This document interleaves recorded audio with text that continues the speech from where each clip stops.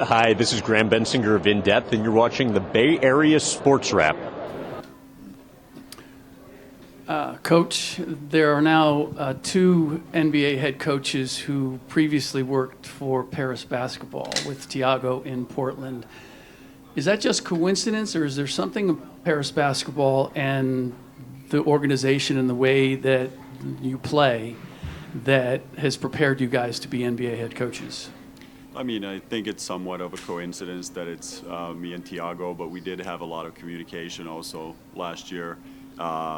He took over a team and a group that I had coached for several years, and it was just interesting, talking about our mutual experiences. And I think there's the fact that David Kahn is the president of that club, and he's obviously been in the NBA for a long time, has a lot of connections here, and I think that also Paris being a city where a lot of, I think, NBA teams gravitate towards, also not just for the NBA games, but also for scouting young prospects in the French league. It's a good showcase for coaches too.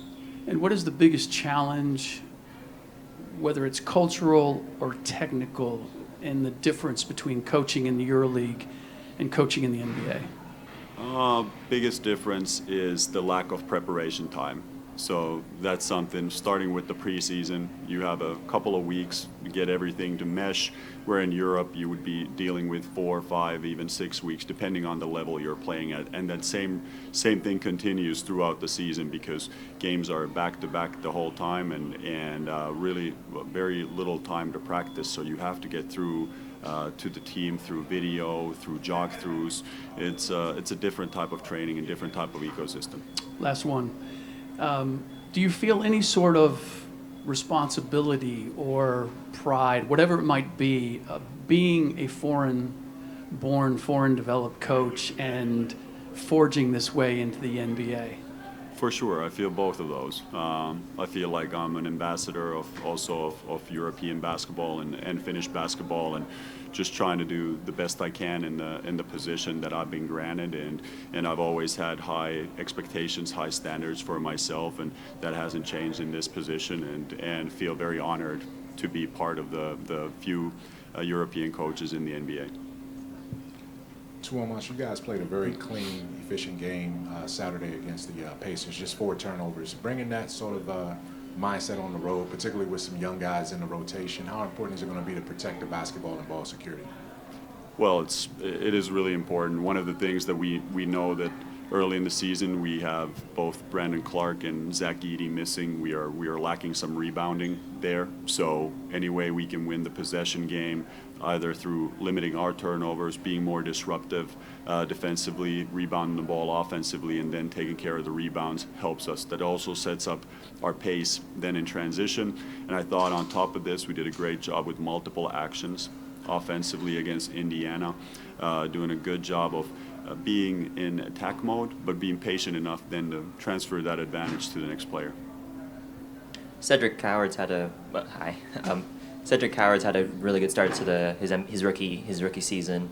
What have you liked from him so far, and how can he kind of help in this matchup against the Warriors? The first thing you got to know about Cedric is his approach to the game and his professionalism, and that's what's driving the daily development of his. He has tremendous tools for a wing.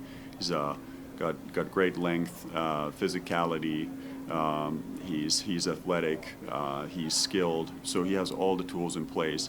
It's been a tremendous learning curve for him. Obviously, not having played a lot in the last year because of the injury, and then jumping a level from relatively low-level college to NBA. So it's really impressive what he's been able to do in a short amount of time, and with a short amount of really practice time of live games.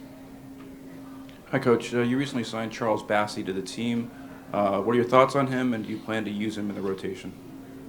Charles is a very strong rebounding center. One of the things that, like I said earlier, has been a weakness of ours, and he really solidifies the big man rotation. And the rotation, he will get his opportunity, whether it comes today or in the future games. That remains to be seen.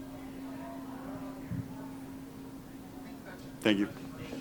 Hi, Effie Santangelo with the Giants for Bay Area Sports Wrap. Please give us a like and subscribe to our YouTube channel.